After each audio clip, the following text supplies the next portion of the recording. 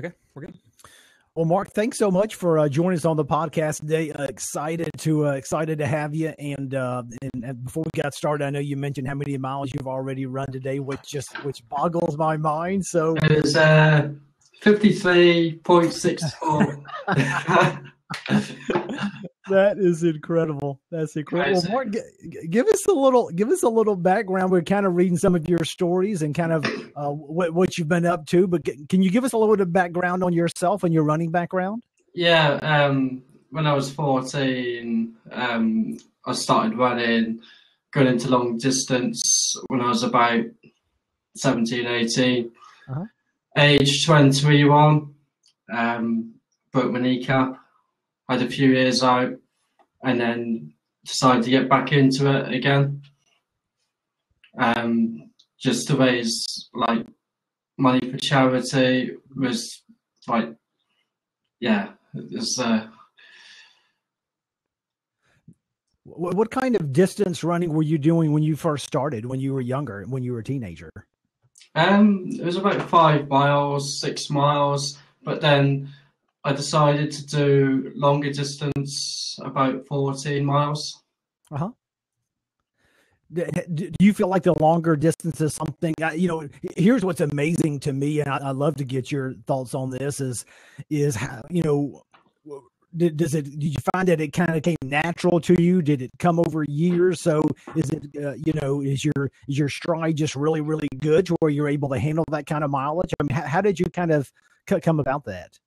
Yeah, it's quite weird. It has come very naturally to me over the years, and then doing all these marathons, it's I don't know how to describe it. Just gets easier and easier. Man, that's incredible. Now I know you do a good bit of fundraising. How did all of that? How did the fundraising end begin for you? And can you tell us a little bit of the story? I know that kind of came from you and your wife a little bit. So where did you first get started into fundraising when it comes to running? I'm just going to take these things off in a minute. Okay, no problem. Massive echo in the background. No problem. Can you hear me right now? Sure can. Okay. So when it first started was we had 7 miscarriages, and it was quite weird because at the time, I wanted to raise more support and awareness for like Tommy's Babies charity because they were the ones helping us through the miscarriages, and every time we had a miscarriage, like the 7th one was the actual worst, where there was no support from the hospitals or anything like that. And bar sitting down and moaning about it, I wanted to do something about it. And I thought, I need to do a challenge. And, what's it going to be? And I've always done running. I wanted to get back into running and how to get back into it. And my first challenge was 90 marathons in 90 days. That was just going to be a challenge in itself. And yeah, so this is how it all become about. And you know what? I got to the 90th marathon and it was like I was finished, but I didn't feel I was finished inside, if that makes sense. It was just like, I need to carry on because I don't know what it is. I just think I can push myself further and further. And here we are now, 178 today, and something like that. I don't know, 2 times. It's 178 in about 174 days, something daft like that. So even though I've done 54 miles a day, I can still go out now and go and do another 13 if I want, but I'm not going to, so I want to get something to eat in a bit. But this is how it's all come about. And yeah, it's really, really, it's strange. It really is. And like I should be on the floor dying, but at the minute it's like my muscles are getting stronger and stronger. So yeah. That is simply amazing. What do you do from a nutrition standpoint? I know what it takes. Say just for me, I feel ravenous after 10 or 12, so I can't just imagine. How do you keep up with it from a nutrition standpoint? Yeah, nutrition side. I have like, I'll be honest with you, I eat anything and everything in sight. And literally, I'll go shopping and I got no food left. No, I do. You know what? I've got to eat sensibly. I know what. You know, I've got to eat all my carbs, like my pasta, my fish, porridge, and what. You got to make sure that you get the right food in, if that makes sense. So yeah, like during the marathon as well. This is going to sound really strange, and it might sound a bit big-headed to some people. I've got to try and recover during the marathon, like the back 20, like on the 20th marathon. I always slow it down, and I always try and like think about the next day.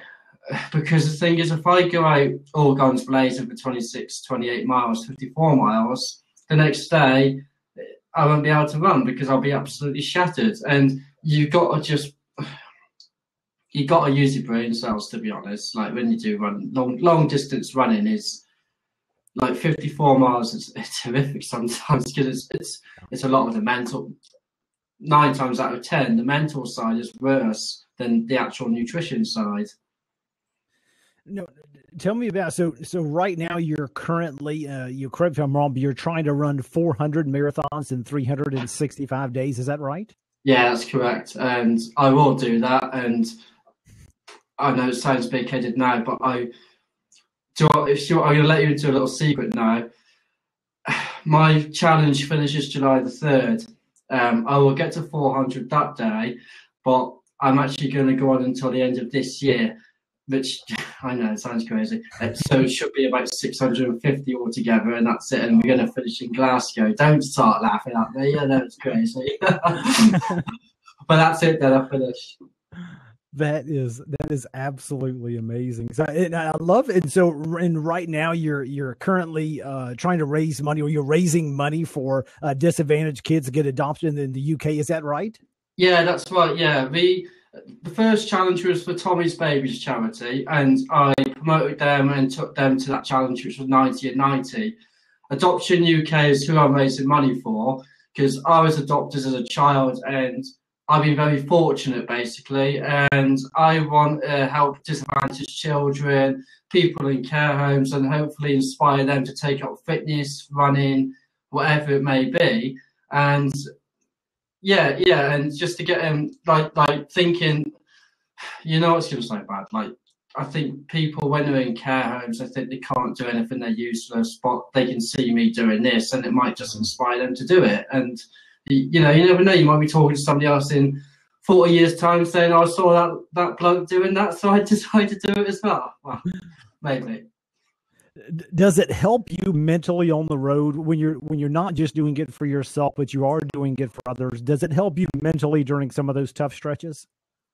Yeah, definitely. I always, not always, but I sometimes, actually, probably most days, I have dark sides, because I want to put this across. A lot of people, I think, like I think it's easy doing a marathon. Like, oh, I've just done another marathon day after day, and I think some people think it's easy, and it's not easy. It's hard work, and every day I suffer from a mental block, always at mile 21. But get this, when I want to run 54 miles, it doesn't come to me until like mile 41. So what's all that about? You know, it's just ridiculous. That's crazy. The now logistically, how are you doing it? So are there different courses that you're doing, or how do you find yourself doing? Are you doing stuff on the trail, doing stuff on the road? How are you logistically trying to break it up? You know what? Because I work as well, it's very hard to like travel around the country and go to different areas. Unfortunately, like I work and I have to pay the bills. You know, running every day is going to pay my bills. As simple as that. But at weekends I try and go to different places and go to meet different people. And I didn't used to like trail running, but I absolutely love it because there's so many different views, etc. And it's really nice. It really is. So like, but then if I'm doing 54 miles, like this morning, I went at 3 o'clock this morning, and I was finished about 8:30 this morning. Then I went to work, 2 o'clock finished, and then did a marathon this afternoon as well, and finished at like 7:30, 8 o'clock. Then come on to you guys. So yeah, it's been like when I do doubles, I tend to stick to road and local areas. Yeah, but trail running it's really nice at the weekends, to be honest. That's great. That's great.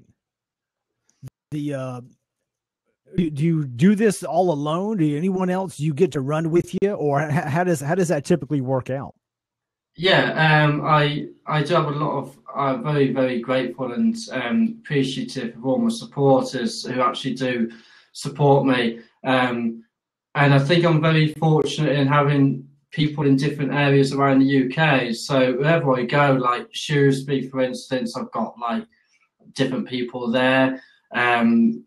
Newcastle, Scotland, for instance, Land's End. So it's all around the UK. I could put a post like that on Facebook or Twitter and there'll be somebody there. But obviously, when I do a double marathon, I can't expect people to get up at 3 a.m. to come bloody run with me. I can't expect that. So yeah, it's yeah. How many days a week do you do a double marathon? I'm trying at the minute to do 3 days a week. But it's not happening because I'm getting a little bit tired at the minute, to be honest. Still a little like, bit, yeah. I know, yeah, it sounds a bit sad. But physically, I'm fine. Like my legs are fine, everything like that. But like, it's sometimes up here, like you know, when you get tired and everything like that. It's just one of those things. Has there been a day that you've been like, man, this is just not happening? What do you do on those days? You're like, man, I just can't. You know what? You know, I had a massive paddy one day. I was doing about 70 miles, and yeah, it's crazy. I was running from Stafford to London. It's about 130 miles in total, and the first day I did 72 miles, and at mile 56, I had a massive drop on this A road, and I was like, I've had enough of this. Why am I doing it? I'm such an idiot, you know. And you know what? It's weird because it's like you question yourself, why are you doing it? Why are you putting yourself through this? Like nobody.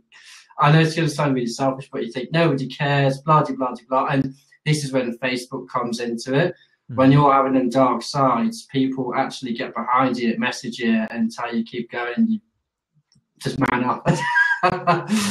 Yeah, you know, and I think that's great advice for we have a lot of new runners that listen to our podcast. I think that's great advice for any of us because, hey, whether it's you know, yeah, 1 mile or 50 those days, you just have to, you know, you need others to kind of speak some truth into you and be like, you know what, it's just one of those days. You just gotta buck up and do it anyway, even when you feel like you do. Yeah, definitely. With new runners in particular, I have a lot of people saying to me, "Oh, like it's really hard." It's, you know what? They don't make things easy. It's meant to be hard, and it's going to sound really strange, but like even though I have really these dark days, and literally every other day, it's horrible. It's disgusting. It's disgusting, really. So yeah, you've got to really focus on the long goal, the long-term goal. You know, only you can change what you're going through at that stage. So, oh, I can't do it. I'll tell you what, in an hour's time, you'll be sat at home thinking, oh, I wish I did that extra bit. You know, I do it with me. It's like in another 6 hours, I'll be sitting down. So like, yeah, it's a bit different. But it's the same. Beginners, intermediates, athletes, everybody's the same, and they'll have exactly the same dark days and think, oh, God, I can't be bothered today. So yeah. How do you stay healthy? That is, and I believe one of them. If I'm not mistaken, I would imagine you try and make sure, hey, an easy pace is an easy pace. I would imagine you're probably smart about that. But how do you what do you credit your staying healthy to? Staying healthy, you say? Yeah, staying healthy, injury free. Oh yeah. Like you said, you've got to really pace it. You know what? During my 1990 challenge, I was criticised an awful lot by a lot of different people, believe it or not, in regards to my times. It was so bad at one stage. I did nearly give up and think, you know what? It's just silly. I was there to do it for charity, and a lot of people were like, you should be running. I was averaging 5 hour marathons, which is fine. But then one day, I had it on Strava, you see, and this is how it all started. And I pressed pause because I was meeting some people, but I forgot to press pause. I was split times like an hour and a half. Oops. So people were then questioning me. Well, he's having massive long breaks during his marathons. Surely that doesn't count. And then it all just, I was criticised a lot. But you know what? My personal best marathon is 2 hours 54, and that was on Marathon like 88. And my slowest one was about 6.5 hours because I had food poisoning basically, and that was horrific.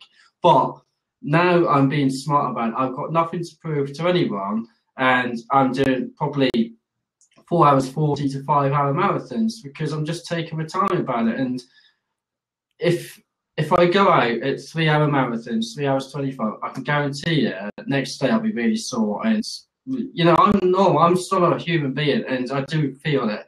And it's just, you just got to be smart about it and make sure you're doing the stretching, make sure you're eating properly. You know what? The nutrition is the most important thing you can do, because if you don't do it, you will not be able to run. It's simple as that. I've done it. I've tried it. It's simple.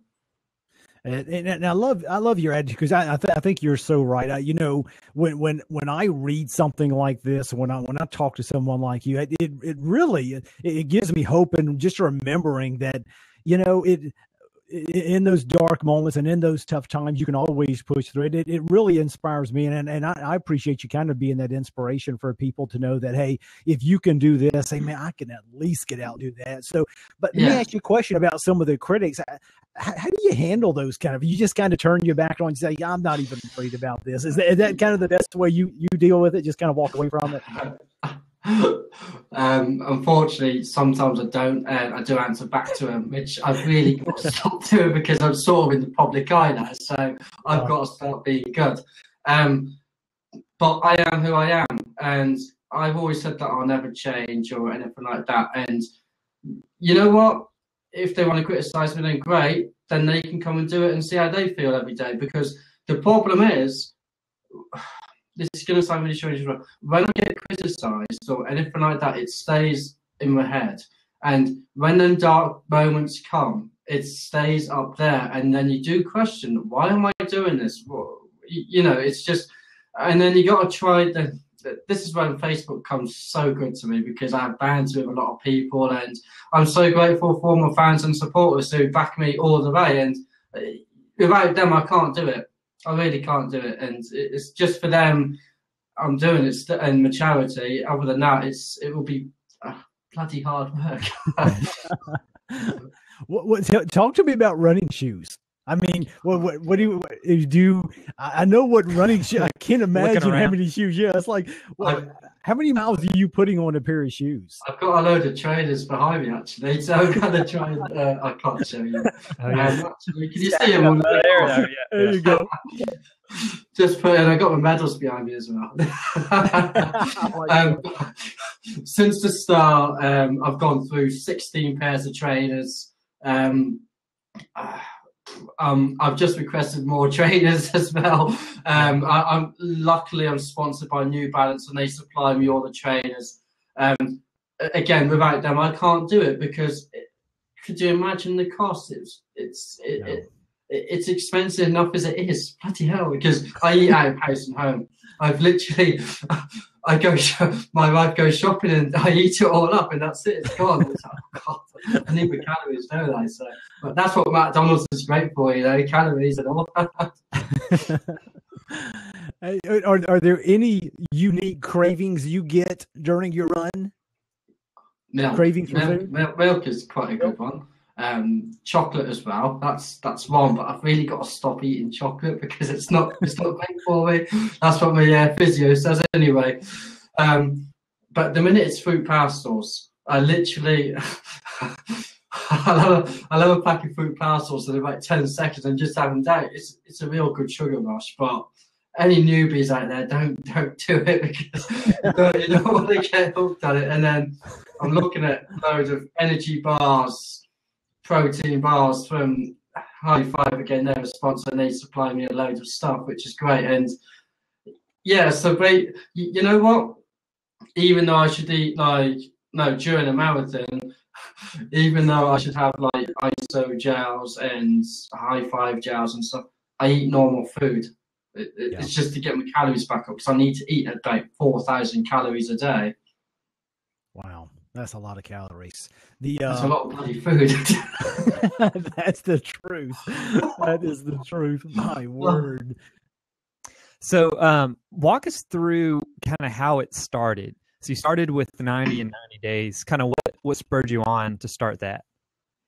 I think just because of all the miscarriages we had, I just wanted to raise more awareness and support for the well, to begin with, it was to raise awareness for miscarriages in general, really. And the hospitals, if I'm going to be quite blunt, were absolutely appalling and very poor during the process. And the 7th miscarriage we had was the worst one I could have thought of, because it was a silent miscarriage, and the midwife was so cold. And I was more around my surroundings this time. It's happened so many times, and this time around I wanted to look at what was going on, and the midwife was such an arsehole. But she wasn't very nice, and I thought, this is it. Something's got to change. So because I was already running, I knew I was a long distance runner from my younger days, because you know what, in my mind, long distance running, it stays up there. You've always got it in you, and I don't know. I don't know if that's the right answer. I don't know, but anyway, so how it started was because of all the miscarriages. I needed to do something. I thought 9 marathons. Nah, it's not going to get publicity, even though it's still a good achievement. 90 marathons, that's just stupid. That's just insane. So obviously I did all the 90, and as I said before, like, got to 90, and friends, I just wasn't ready to stop. And you know what? I'm still not ready to stop. And I made the assumption now is I'm going to go on until the end of this year, 31st of December this year. In Glasgow is going to be my last one. That's my last marathon there, and it'll be about, I think, about 650, if I'm going to be quite honest. Now, do you think you're going to hit Glasgow and then be saying, I think I'll be done in 2017 once I have 1,000 or something? Or do you think that will be your last one? This is what I've said, you know, when I thought, I've said this, I bet, yeah, at the end of the year, if I do, it'd be nice to get to 1,000. Yeah. It's, I don't know, when do you stop? That's very cool. So when do you stop? When can you stop? That's the question. Like when is good enough to stop? You know, you get to 700. Oh, I'm only 300 away from 1,000. Do you know what I mean? It's when does it stop? It's like 150. Like my dad said to me, "Oh, if you do 90, you might as well do 100 for goodness sake." And I was like, "Fine, okay, I get to 100." And then, but when this is it, I'm nearly at 200, so and I get to 700, I'll be like, I want to get to 1,000, but you just can't. You got to put a limit on when you're going to stop. It's just ridiculous. So don't ask me that question when we're stopping. Now, how do you manage your day? Like you already talked about, you've run 50 plus miles. Do you want my day from this morning? What's that? Do you want my day from this morning? Yeah, walk us through your day from today. I was up at 3 o'clock in the morning, had my nutrition, went for a marathon at about 3:30, 4 o'clock. Got back about 8:45. I had to have a sleep because I was so tired this morning. So I had to sleep until 9:25 because somebody woke me up because he called me. Not mentioning any names. And then I went to work, and I worked until about 2:30ish, something like that, and then come back, got all my stuff ready, and went out again. And that if I'm doing a double marathon, that's my day. Or if I'm doing it at weekends, I'll go and do it on one go, because there's a certain challenge I'm doing in 2 months' time which will get me running even further. Now, what are you doing in 2 months? I'm doing Land's End to John O'Groats. The record has not been beaten for 15 years. It's currently held by Andrew Rivet. It's 853 miles. It has to be done within 10 days. It's insane. Yeah. That's how many people compete in that? Not many. I know, crazy. They do ultra marathon running like from Land's End, John O'Groats, but no one's actually ever gone for the record. I do know of a few who are going for it this year. If I can't really say a lot, but if they're going to go for it, good luck to them. But you know what? I'm very strong-minded. I've done all the training. I've done all the marathons. I've got all the miles in my legs, and I know you have to experience what it feels like to hit the wall, not physically but mentally, when your darkest day is. That you need to learn how to cope with that, because it's the hardest thing you can ever experience in your whole life. And listen, if there's any newbies listening, I'm not trying to put you off, but this is the beauty about running, because then when you run a marathon, that means you've lived and you've experienced nothing like it, and I think it's awesome. It's weird, but it's really strange. Now, you guys will say I'm strange. No. The Trey runs quite a bit. Not as much as you run, but he's a big time runner too. Now, what is the most common reaction? You mentioned strange, but when people find out what you're doing, what do you hear the most when you're telling folks? In one word? Yeah, in one word. Yeah. You're nuts. You're crazy. You're nuts. But you're amazing. Yeah. You just call me crazy and nuts, and I'm amazing. Which one is it? No, you know what? Like I said, it is very strange what I'm doing. A lot of people, I don't know what the words are like. I know a lot of people are doing marathons every day, but I'm not being big-headed. I think I'm a little bit different because I'm doing double marathons, I'm doing longer distances, I work as well. And, I respect everybody who does these challenges, and I back them all the way. But in my eyes, I'm a little bit different to everybody else. I know it sounds a little bit big-headed, but, but like people say, I'm crazy, I'm nuts. But I appreciate everybody who supports me and backs me 100%. And I love them to bits, because if it wasn't for them, I couldn't do what I'm doing. One of the things, and you mentioned we have some new folks that listen, and they have no excuse with this next question I'm going to give you, because I know what kind of time you have to put into it. But there's a lot of moms out there. There's a lot of people who are kind of working the full day, trying to find a way to get in a run. What do you have any kind of best practice that have worked for you as far as what it takes to kind of from time management standpoint that helps you to be able to get in your runs? Do you have anything in particular that you would recommend for people that are struggling trying to get in runs? Yeah, you know what? Don't stress about it, because I hear so many people go on and I can't go out today. I need to go out. For goodness sake, I'm not being funny. You're going to live for the next 40 years. Geez, you're going to get running at some point, aren't you? Don't stress about it. You know what? If you can't go running, do other exercises. In fact, you know what? Rest is more important than running. Do weight training. I got a load of weights behind me as well, actually. I don't know if you can see them.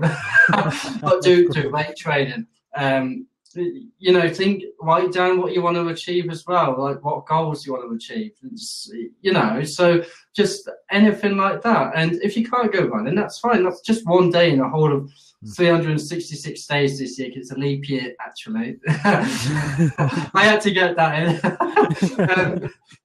It's 365 days in a normal year. So, yeah. But if you are struggling, take the kids with you.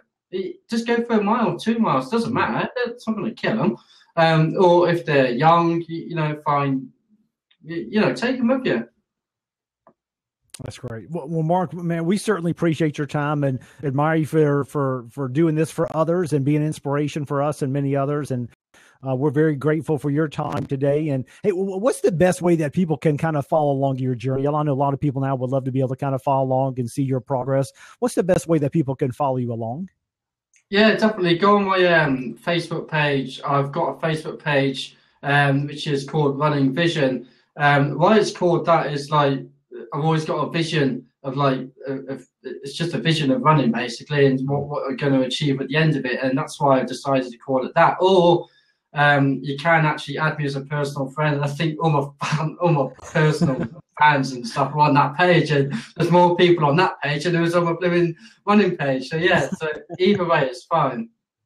That's great. And we'll make sure and post that in the show link so people can follow along. And we'll be following along and excited to see how this journey continues to progress. So, hey, we just wanted to thank you again for taking some time with us. That's great.